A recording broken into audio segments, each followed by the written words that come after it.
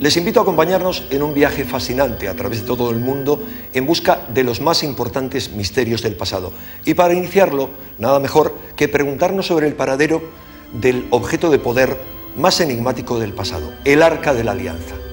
Se trata de un instrumento de efectos devastadores a través del cual Yahvé se comunicaba con sus sumos sacerdotes y con su pueblo elegido. Para albergarlo construyó el rey Salomón el mítico Templo de Jerusalén. Pero de pronto la Biblia deja de hablar del arca. ¿Dónde fue a parar este objeto misterioso que, según las profecías bíblicas, marcará de forma definitiva nuestro futuro próximo? Para responder a este interrogante hemos viajado por 3 continentes acompañados por el periodista Graham Hancock y por el arqueólogo y predicador norteamericano Wendell Texas Jones, que inspiró a Steven Spielberg el mítico personaje de Indiana Jones.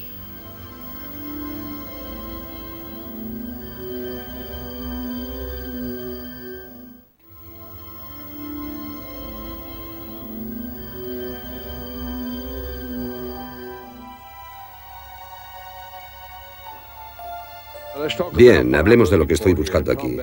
El Arca de la Alianza y el tabernáculo que Moisés construyó en el desierto.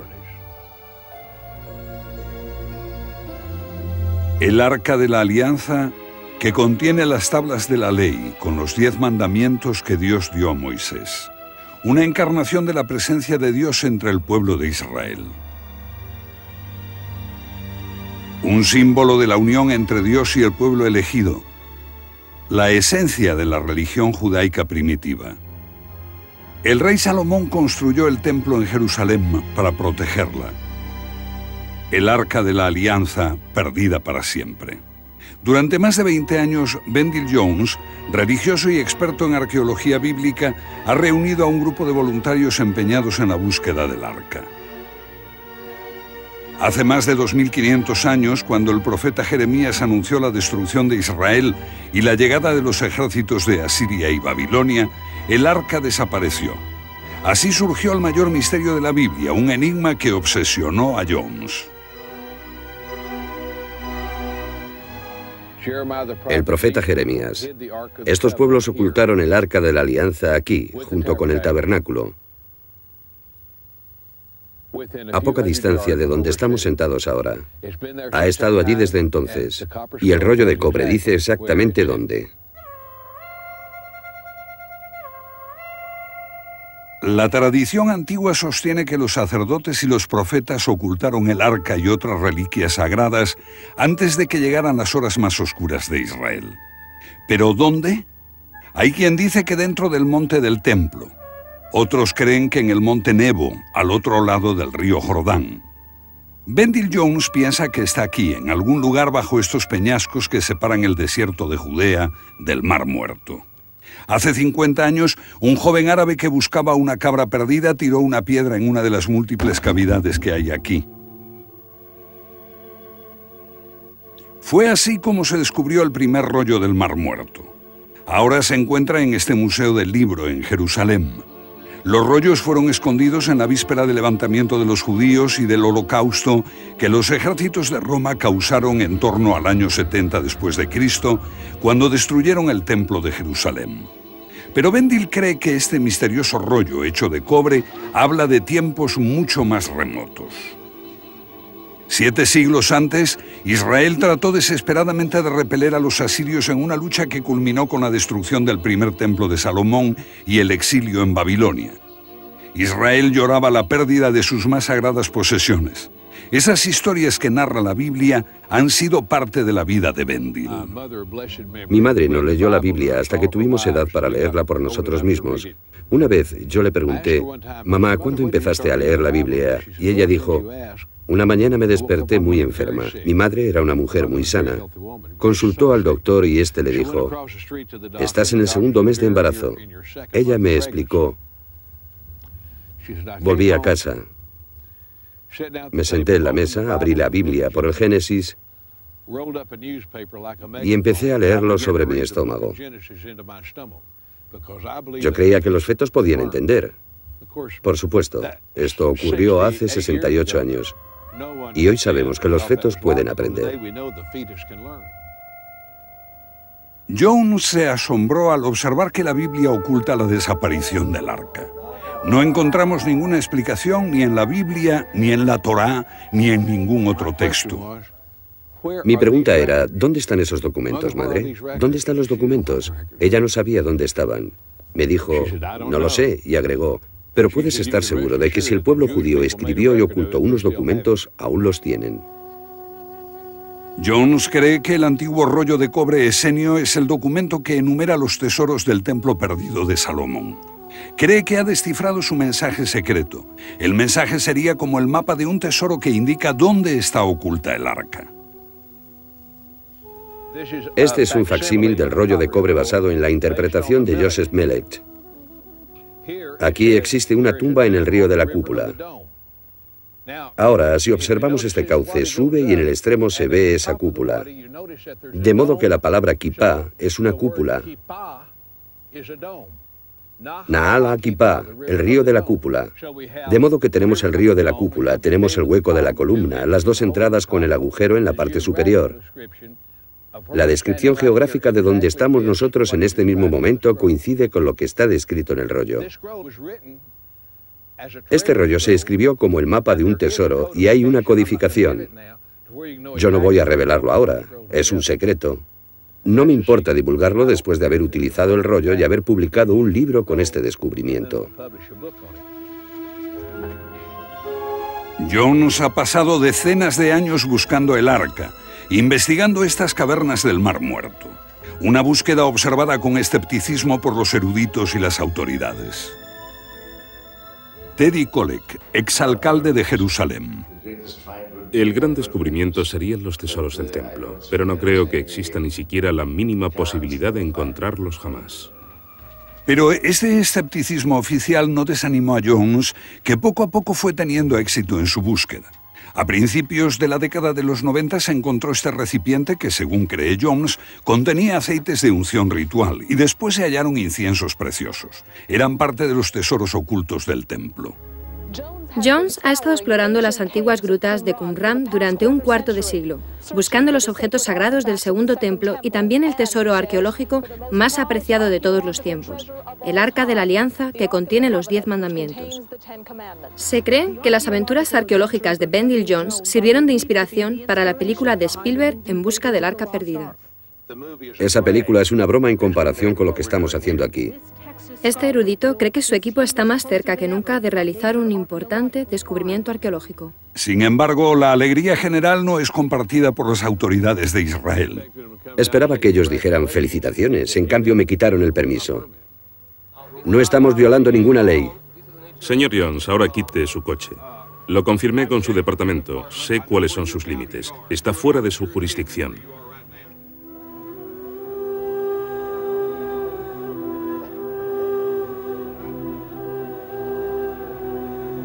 La cuestión de quién está a cargo de este área, que es parte del territorio ocupado, ha agregado confusión. Pero a pesar de las protestas, pleitos y órdenes judiciales, las autoridades israelíes le han denegado a Bendill Jones el permiso para proseguir con sus excavaciones. Desde hace unos años, sus visitas han tenido que limitarse a breves excursiones en las que él y sus colaboradores solo pueden sentir la emoción de saber que están cerca de lo que buscan. Han pasado muchos años. Hola, amigos. En el libro de los Salmos leemos, la verdad surgirá de la tierra. No surge tan fácilmente, pero surgirá. Sí.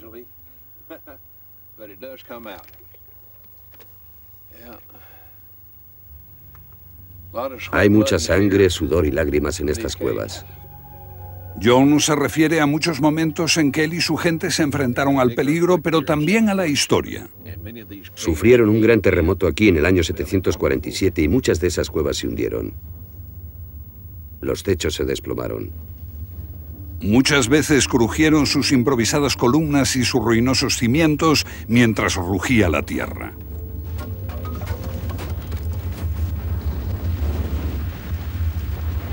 Para Jones, estas situaciones cobraron una importancia vital. ¿Ha visto alguien el cubo de agua? ¿Dónde está el cubo? Harry, trae el cubo. Estos momentos crearon lazos sólidos entre Jones y sus colaboradores. ¿Qué tal si me secas la cara? ¡Oh, Dios mío!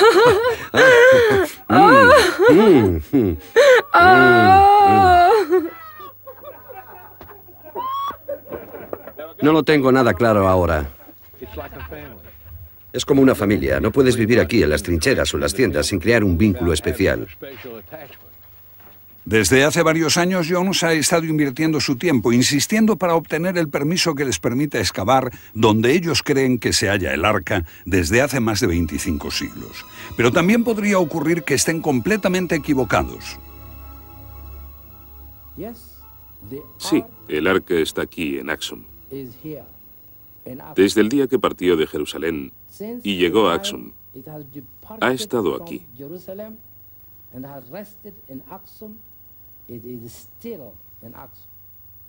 ¿Usted lo cree? Sinceramente lo creo. No solo yo, sino todos los creyentes de la Iglesia Ortodoxa de Etiopía. Casi todas las 20.000 iglesias de Etiopía tienen un tabernáculo y un objeto escondido, símbolo del Arca de la Alianza, y tengo una idea de cómo llegó allí, como un regalo que la reina de Saba recibió del rey Salomón de Israel. Los cristianos etíopes creen con firmeza que el arca está aquí, en Etiopía.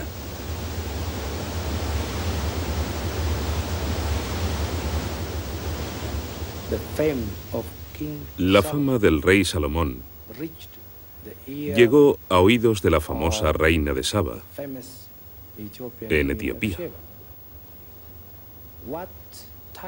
Lo que abrió su corazón no fueron las riquezas del rey, sino que era un hombre sabio y su sabiduría venía de lo alto. La leyenda dice que la reina de Saba visitó al rey Salomón y que se enamoraron y tuvieron un hijo. Su nombre era Menelik y habría sido el primer emperador de Etiopía.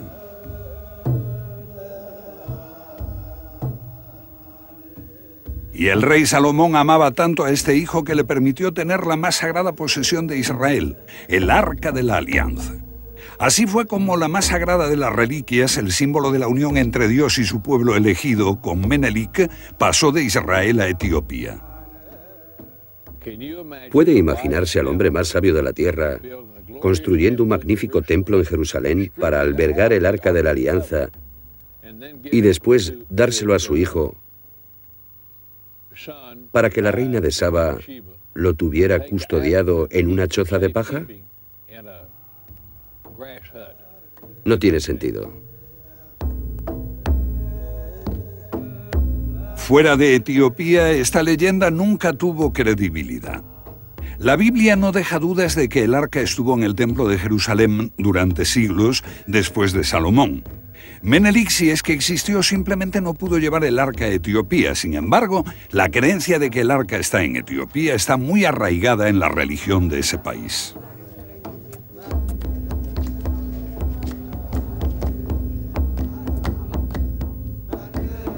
La mayoría de los expertos no sitúan la tierra de Saba en Etiopía.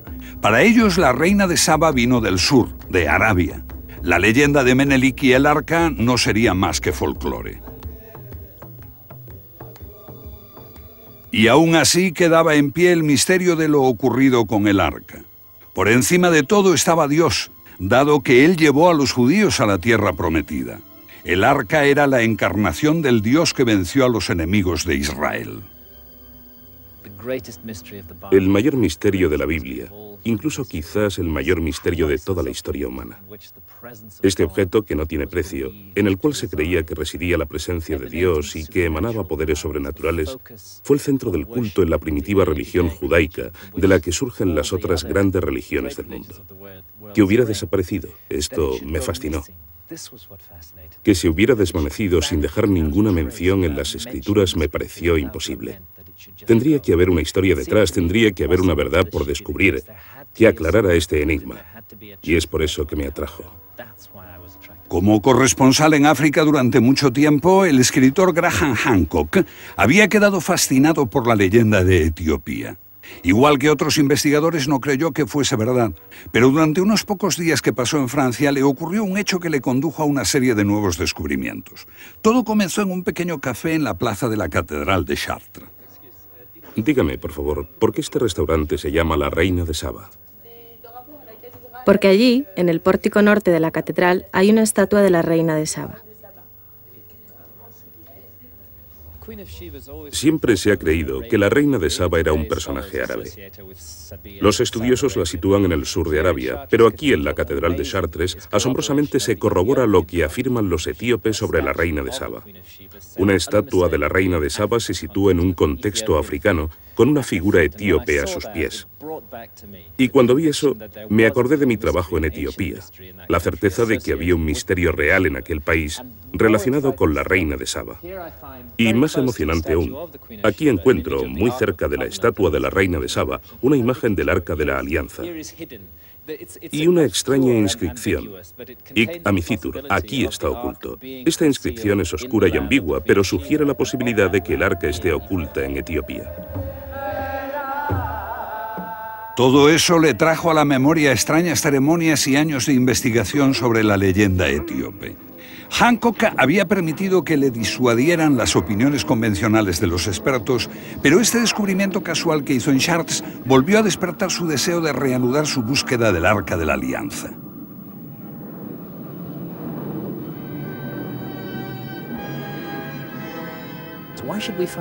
¿Por qué debería encontrar este eco de la tradición etíope en una iglesia cristiana en el norte de Europa de 12 siglos de antigüedad?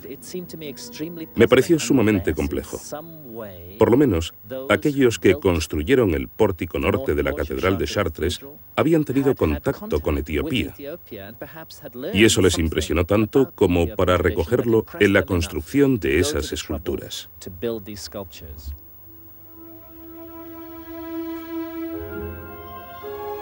La Catedral de Chartres nació del fervor religioso que trajeron las cruzadas, la conquista de Tierra Santa y el descubrimiento del mundo árabe. De Chartres surgió un nuevo concepto, la arquitectura gótica. A ello colaboró una orden misteriosa y gloriosa, los Caballeros Templarios, la vanguardia de un siglo de sorprendente creatividad.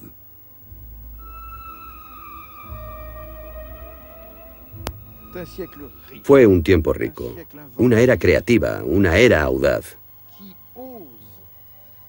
No olvidemos que es un siglo en el que, por ejemplo, se redescubre la cartografía y la ruta a Jerusalén aparece cartografiada en los planisferios. Como dijo el profesor Bernard de Chartres, si ahora gozamos de conocimientos, no debemos olvidar que no somos más que enanos montados en los hombros de gigantes. El anhelo secreto de aquella era está expresado en un libro que describe una búsqueda de lo desconocido, el Parsifal y la búsqueda del Santo Grial, de Wolfram von Eschenbach. Este texto lleva la marca de los Caballeros Templarios.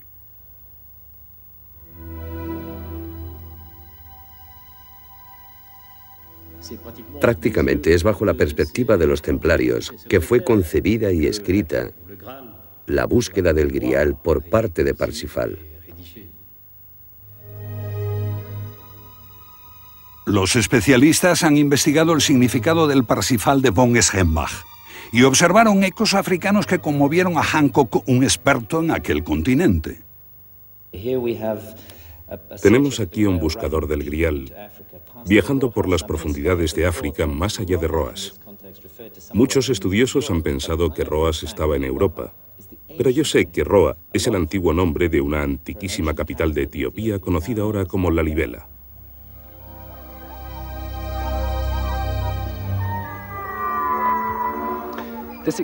Este descubrimiento en Wolfram von Eschenbach me hizo reparar en un misterio que me había obsesionado unos años antes. Las iglesias de piedra labrada de Lalibela están talladas en rocas de gran tamaño, concebidas por un maestro arquitecto. Según las leyendas, fueron construidas por hombres blancos. ¿Esos hombres podían haber sido templarios? Miren aquí en este techo, la cruz de los Caballeros Templarios.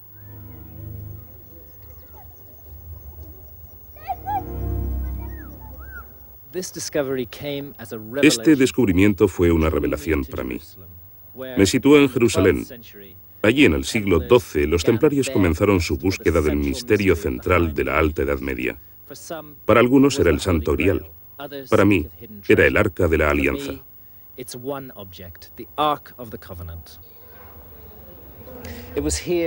Fue aquí, en Jerusalén, en el siglo XII, donde los caballeros templarios tenían su cuartel general. Estaban instalados justo detrás de mí, en la mezquita de Al-Aqsa, que ellos convirtieron en su cuartel. Y construyeron este pórtico que añadieron a la mezquita. En este pórtico podemos ver los primeros rasgos del florecimiento de la arquitectura gótica, que alcanzó su completa realización en la Catedral de Chartres. Diseñada, creada por los templarios, una revolución del pensamiento humano.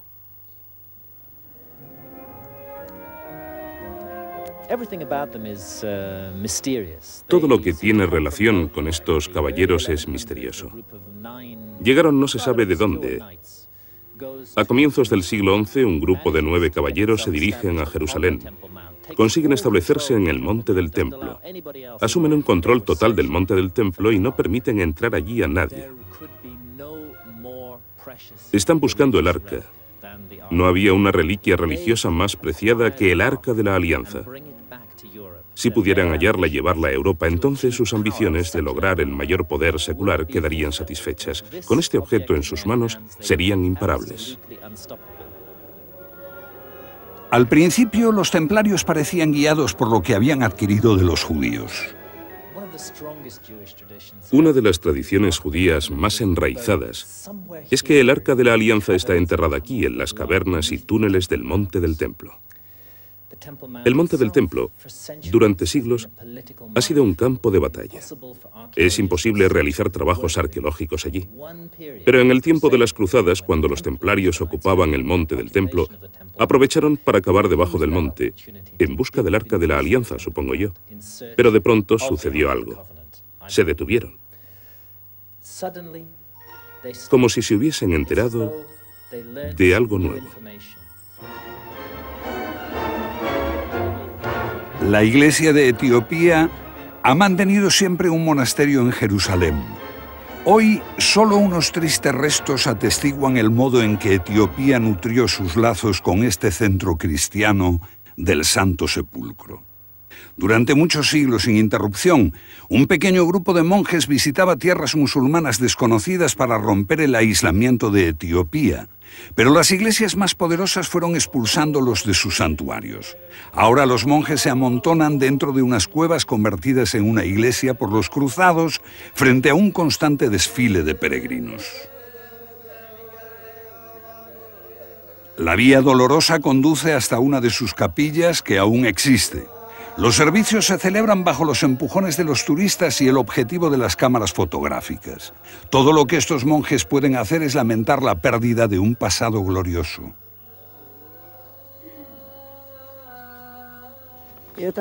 La parte inferior fue invadida por los monjes armenios, que se instalaron allí, diciendo que se iban a instalar encima de nosotros.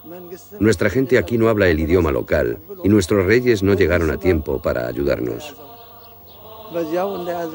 Los sacerdotes extranjeros quemaron todos los libros etíopes, así que solo queda la memoria para darnos testimonio de un hecho ocurrido hace 8 siglos, en tiempos de los templarios. Entonces, un joven príncipe de Etiopía buscó refugio aquí. Se llamaba Lalibela. Sí, él estaba aquí en aquel tiempo. Lalibela huyó de sus rivales en la lucha por el trono. Debe haber aportado información muy valiosa a los templarios. Lalibela huyó a Jerusalén acompañado solo por unos pocos partidarios. 20 años después regresó con muchos a Etiopía para reclamar su trono. Volvió con mucha gente. Lo que he conseguido reconstruir es que hubo una reunión con este futuro rey Lalibela. Y en esa reunión, él informó a los templarios de que el Arca de la Alianza estaba en Etiopía. Yo creo que hicieron un trato. Ellos querían el arca y él quería ser el rey de Etiopía. Ellos eran una orden militar poderosa. Él les dijo: devolvedme el trono y yo os permitiré el acceso a este objeto. Creo que eso fue lo que pasó. La mayoría de los estudiosos ignoran este hecho tan importante. Tampoco prestan atención a este otro. En la época en que Lalibela regresó a Etiopía, los caballeros crearon una pequeña flota en Aqaba que navegó por el Mar Rojo y atacó a los barcos musulmanes de la Meca. ¿Pudo esta flota haber conducido a Lalibela al trono de Etiopía?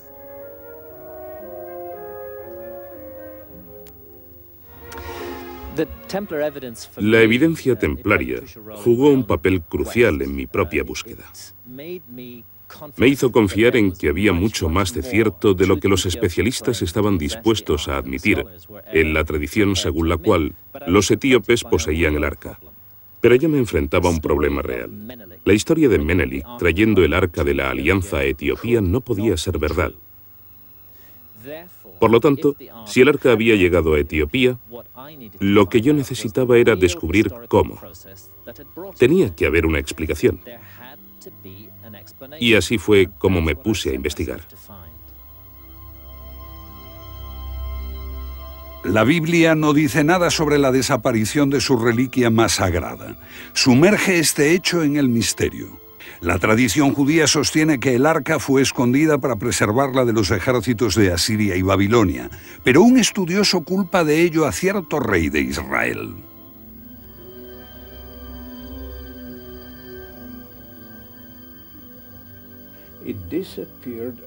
Desapareció durante el tiempo de Manasé, que fue un capítulo excepcional en la historia del primer período del templo.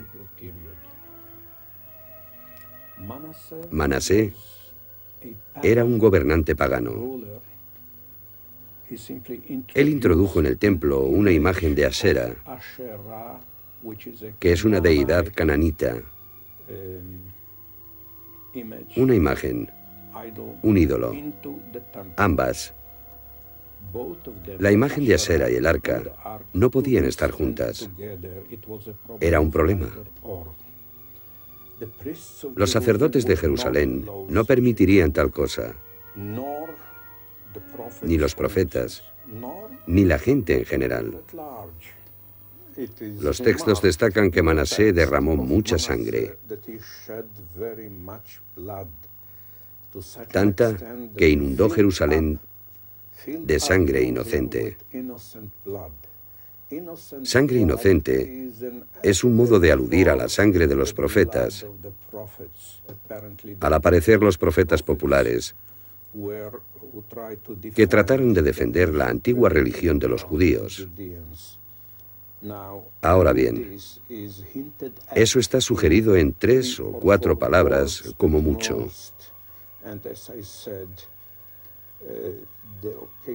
Y como dije, aquello fue tan repugnante para los cronistas que no quisieron extenderse más. ¿Lo entiende? Ahorraron palabras. Hablan de esto de forma muy concisa. Y cuando queremos saber por qué Jerusalén fue destruida, su respuesta es precisamente por los pecados de Manasé. En los años posteriores a Manasé, el profeta Jeremías lamenta la pérdida del arca y el próximo final de Israel. Y poco después llegan los ejércitos de Asiria y Babilonia.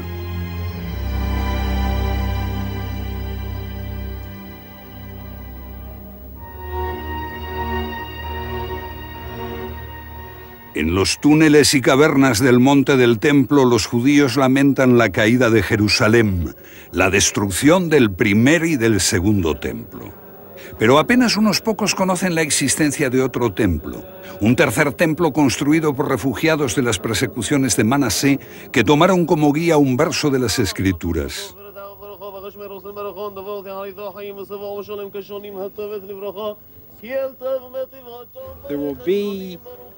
Habrá un altar para el Señor en mitad de la tierra de Egipto y un pilar cerca de su frontera.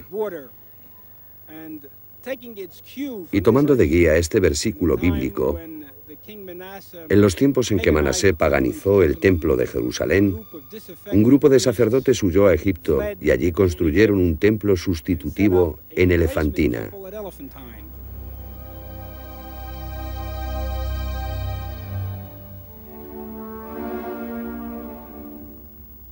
La isla de Elefantina. Durante más de un siglo albergó a una colonia de soldados judíos, mercenarios pagados por los faraones para vigilar la frontera sur de Egipto. El sitio ha sido excavado por arqueólogos alemanes.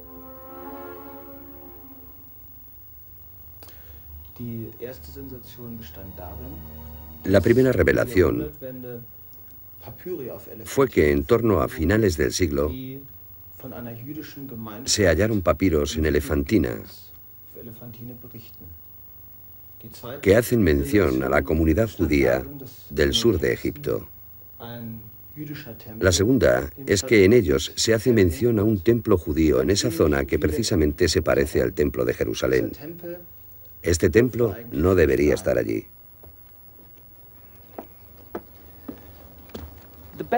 La mejor apuesta para la ubicación del templo judío es que esté exactamente allí, bajo esa grava de miles de años. Lo que estamos viendo son los restos del templo de Junum, depositados encima del templo judío. Aquí, muy cerca, vemos las habitaciones de la colonia militar judía, que se extendía hasta el borde de la ladera de la colina. Este templo es un enigma teológico. En aquel periodo, que fue una época de línea religiosa extremadamente dura, no había ningún otro templo judío en el mundo aparte del de Jerusalén. El concepto total de judaísmo se concentraba en el templo y en el arca. Por lo tanto, solo resulta comprensible que se construyera otro templo con la única finalidad de albergar el arca. Y eso es exactamente lo que yo creo que sucedió. En su opinión, ¿cuánto tiempo permaneció el arca aquí? El arca estuvo aquí desde el 650 a.C., el tiempo de Manase, hasta el 410 a.C., cuando este templo judío de Elefantina fue destruido completamente. Egipto estaba bajo el yugo extranjero. Los sacerdotes judíos y los mercenarios están ahora al servicio del rey de reyes de Persia y son odiados por los egipcios. En Elefantina se venera a Khnum, un dios con cabeza de carnero. Solo a un tiro de piedra desde donde los egipcios rinden culto a esta momia de carnero, los judíos adoran a su dios Yahvé con ofrendas de toros y carneros sacrificados, inflamando de ira a los sacerdotes egipcios. Cuando Egipto se rebela contra el dominio persa, aprovechan la oportunidad. El templo judío es destruido y los hebreos de Elefantina deben huir para ponerse a salvo. Su única vía es hacia el sur, no al norte, hacia Israel. Allí les bloquea el paso un Egipto hostil. Pero por otra parte, un regreso feliz a Israel no duraría mucho, porque Israel había cambiado de una manera dramática. Creo que la fe judía, basada en Jerusalén, había evolucionado durante los siglos en que el arca estuvo ausente de la ciudad santa. Tenemos que recordar que el arca fue llevada fuera de Jerusalén durante el periodo del primer templo y conducida a Elefantina en el 650 a.C., evidentemente según la manera en la que yo reconstruyo los hechos. Lo que sucedió después de eso, 70 años más tarde, fue que el primer templo de Jerusalén fue destruido por Nabucodonosor y los judíos expulsados al exilio en Babilonia. Allí comenzaron a venerar a una deidad incorpórea, una deidad que no tenía presencia física, que estaba en todas partes, omnipotente, omnipresente y omnisapiente.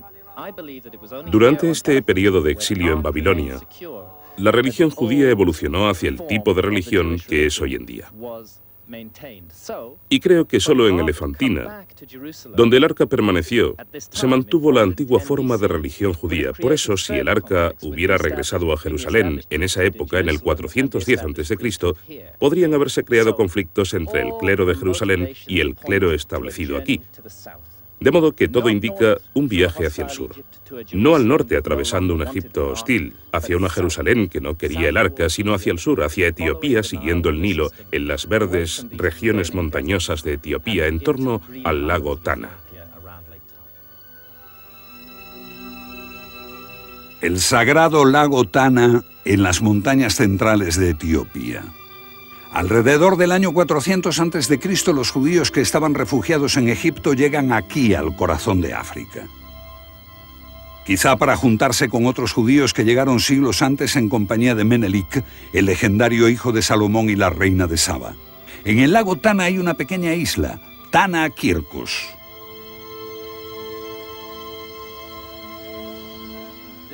Este es un país cristiano y una isla cristiana, pero mantiene un recuerdo muy vivo de los tiempos en que había judíos y de sus sacrificios de sangre.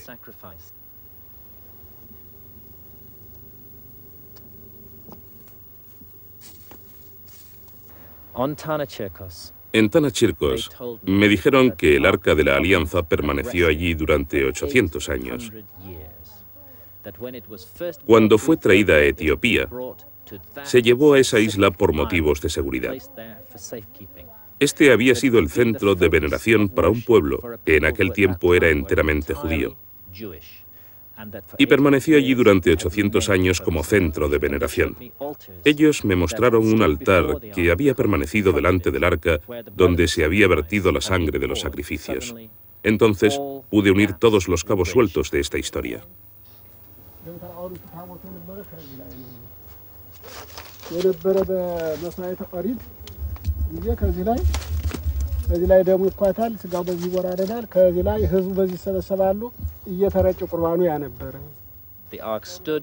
El arca permaneció ante esas piedras sacrificiales.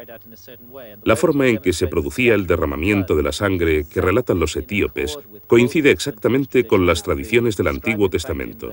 Así está descrito en la Mishnah, y es bastante inconcebible que este monje cristiano en esta isla haya leído alguna vez la Mishnah, de modo que él nos está transmitiendo una tradición muy pura sobre los sacrificios de sangre de los judíos ante el Arca de la Alianza, en presencia del arca en esta misma isla.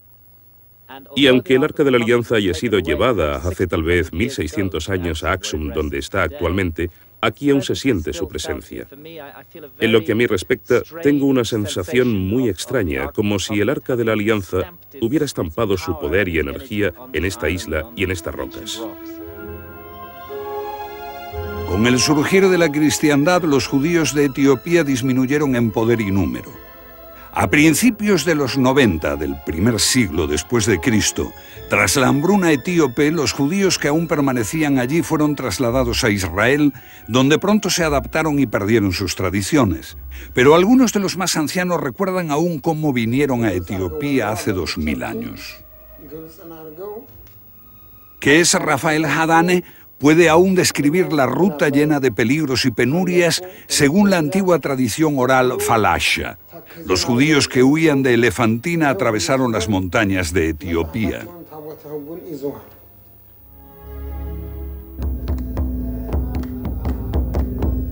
Siglos más tarde, la cristiandad pone fin a la veneración del arca por parte de los judíos en Tana Kirkos. Los nuevos reyes cristianos de Etiopía se enfrentan con los judíos y les obligan a marcharse. Etiopía pertenece a la cristiandad. Y en ninguna parte la victoria del cristianismo está tan clara como aquí. Un pueblo de iglesias sagradas, diferentes unas de otras, se construyó en Etiopía. Por dentro, a veces recuerdan a una iglesia de la Europa medieval. Por fuera no son comparables. Su antiguo nombre fue Roa, hasta que un príncipe exiliado reclamó el trono de Etiopía al regresar y la llamó Lalibela.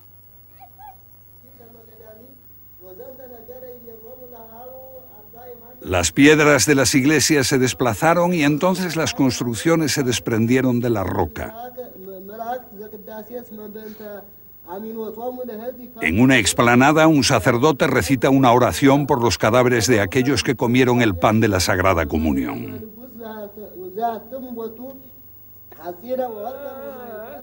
La libela floreció en los tiempos de las cruzadas y los templarios. Más tarde, los viajeros portugueses nos hablan de leyendas sobre gente blanca que ayudaba a construir iglesias. Esta iglesia está dedicada a la Virgen María y no es un accidente, porque la Virgen María fue una figura de gran significación para los templarios. Y esta iglesia fue construida por estos monjes guerreros y está llena de recuerdos de los templarios. Miren aquí, encontramos la cruz de los templarios. Por aquí arriba, situada en una estrella de David, conocida también como sello de Salomón, Y hay una perfecta cruz templaria pintada en rojo como las cruces de los templarios fueron pintadas hace 800 años. Todo el lugar está lleno de vestigios de aquellos días. Y si venimos hacia aquí encontramos algo bastante extraordinario. Si no me equivoco, lo que vemos es una imagen de la mezquita de Al-Aqsa en Jerusalén. Y extrañamente, espectacularmente, tiene cruces en sus cúpulas. Hubo solo un periodo en la historia en que Al-Aqsa estuvo decorada con cruces, y ese fue el periodo en que la ocuparon los templarios en el siglo XII. Si esta evidencia puede ser refutada, la siguiente no. La leyenda dice que Jesucristo mismo se apareció para instruir al rey de Lalibela sobre cómo construir la iglesia.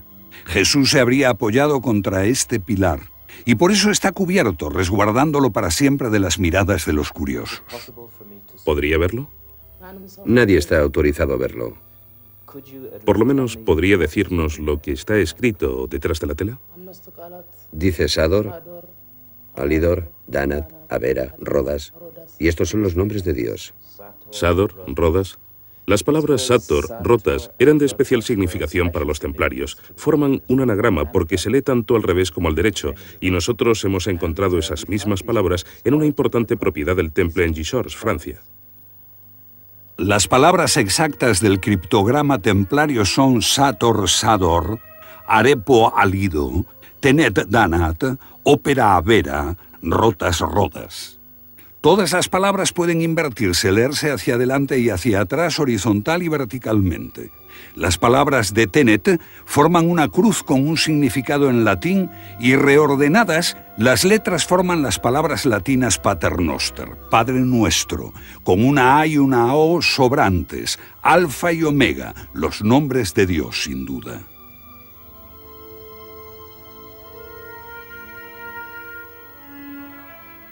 Los cruzados medievales penetraron ampliamente en África. Un hecho que hasta ahora era totalmente desconocido. Aún quedan vestigios de los calabozos de un castillo que se ven desde Aksum, la ciudad de la Sagrada Arca de la Alianza.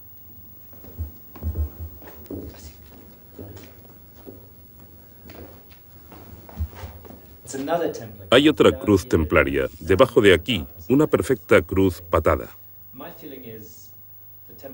Mi opinión es que los templarios ocuparon este viejo castillo y lo utilizaron como su cuartel general aquí, en Aksum. Y dejaron estos recuerdos suyos. Podría estar al final de una tumba. Podría ser una tumba o un arca. Existe un interesante informe de un geógrafo armenio llamado Abu Saleh, fechado en 1207. De hecho, nos proporciona el único informe de un testigo presencial en Etiopía, y lo que nos dice es asombroso. Les odio. Odio los murciélagos. Miren esos malditos pequeños sujetos ahí. Me mean en la cara. Sagrada mierda. Nos dice que el Arca de la Alianza fue llevada en procesión por hombres blancos de cabellos rojos y rubios. Ningún etíope tiene ese aspecto. Esos hombres que llevaban el arca en procesión eran templarios.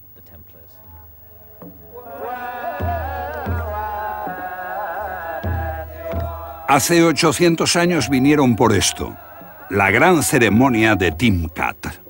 Fue un día de enero cuando en la sagrada Aksum una multitud esperaba la llegada del arca. Asistir a la ceremonia de Timkat en Aksum es como hacer un viaje a través del tiempo. La danza de David ante el Arca de la Alianza, que se describe con detalle en el Antiguo Testamento, se escenifica en la vida real. El cántico antifonal, voces fugaces hacia adelante y hacia atrás, todo esto nos sumerge en el mundo del Antiguo Testamento. Antiguos símbolos de un imperio que una vez gobernó en Etiopía y más allá. Y trajo el arca aquí desde Tanakirkos, donde permaneció hasta el tiempo del nacimiento de la cristiandad. Nadie ha visto o tocado jamás el arca en Aksum. Ni siquiera los patriarcas tuvieron jamás el derecho de penetrar en el Sancta Sanctorum, y vemos lo que realmente ocurre allí. Igual que con los antiguos judíos, ese derecho lo tiene un solo hombre, el guardián del arca. Hay un sacerdote designado para ello de generación en generación. Yo, que soy el patriarca, o mis predecesores que fueron patriarcas, no tenemos derecho a contrariar el mandamiento de Dios. ¿Cómo es designado ese sacerdote? Por su dedicación, sumisión a Dios, sencillez. Aquel a quien Dios elige es el guardián del arca. Esta pequeña capilla de Axum alberga el arca, y Tesfa Mariam es su guardián. El único hombre que está autorizado a mirarla y tocarla y está condenado a estar siempre cerca de ella sin separarse jamás. Siguiendo los pasos de Moisés y de Aarón, Tesfa Mariam siente un temor reverencial por el arca que ha de guardar. Sí, porque está escrito cómo debemos orar y comportarnos para que Dios juzgue nuestra conducta. Y eso era antes de llegar a Etiopía, en los tiempos en que el arca estaba al cuidado de Moisés. Actúa contra sus mandamientos y puede que te destruya con un poder que ha llevado a muchos a la muerte.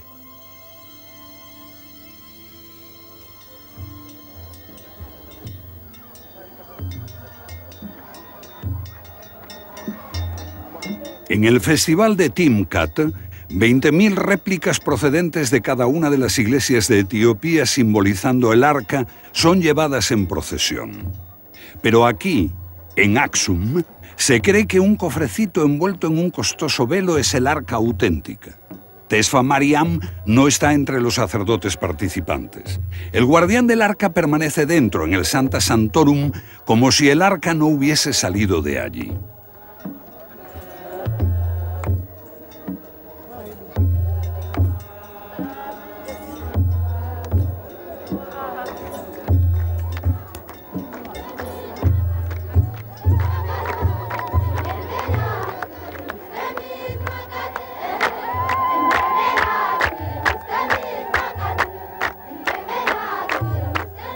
Velas encendidas encima de un trozo de madera se ponen en el agua. Si flotan, el año traerá prosperidad, alivio del hambre y de las penurias.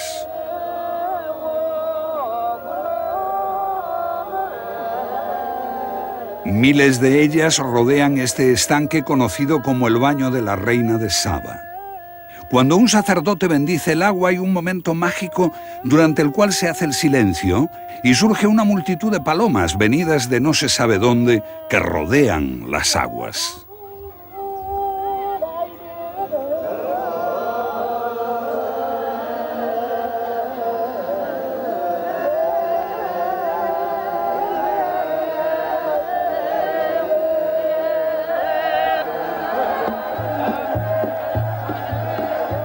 Mientras las velas aún flotan, se recibe la bendición.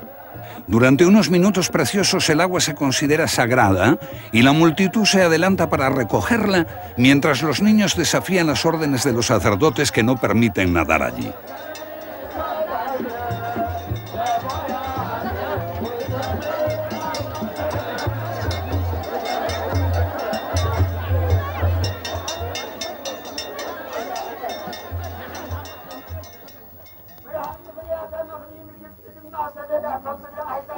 Durante la noche, el cofrecito permanece en una tienda de campaña y, como en los días de Moisés, la gente vigila el tabernáculo y llena la noche con oraciones.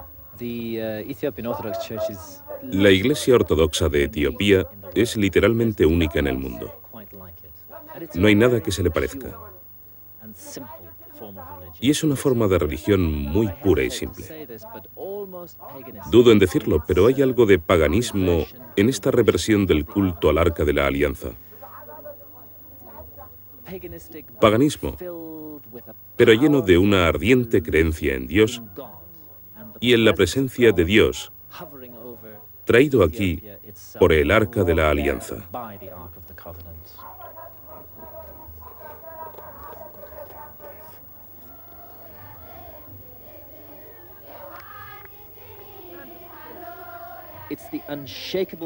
Es inconmovible la creencia de los etíopes en que el Arca de la Alianza, la encarnación de Dios, está aquí en Axum. Hubo un tiempo en que deseché esta idea, como tantos otros en Occidente. Pero un pequeño incidente durante unas vacaciones en Chartres me llevó a hacer una serie de descubrimientos que ahora me convencen de que lo que afirman los etíopes es cierto y que el arca sobrevivió aquí durante muchos siglos de tumultos. Una cosa es cierta, el arca no es este cofrecito envuelto en velos que ahora es transportado de regreso al santuario. Eso es solo una réplica. Debe serlo porque Tesfa Mariam, el guardián del arca, nunca participa en la procesión. Él permanece todo el tiempo en la capilla, custodiando lo que realmente está detrás. La reliquia más santa de la antigüedad. Su sagrado deber es protegerla y jamás separarse de ella. Nunca sabré con certeza si es el auténtico arca. Nadie lo sabrá. Solo él lo sabe. El guardián del arca, custodio de un misterio que debe permanecer oculto. En lo que a mí respecta, ya no tengo ninguna necesidad de desvelar este misterio. Sé que el arca está oculta, en este o en otro lugar. En Etiopía, o en el monte del Templo de Jerusalén, o en las grutas del Mar Muerto. ¿Está esperando el arca en algún lugar a alguien que asuma la búsqueda como su auténtico destino? Yo creo en el destino. Sí.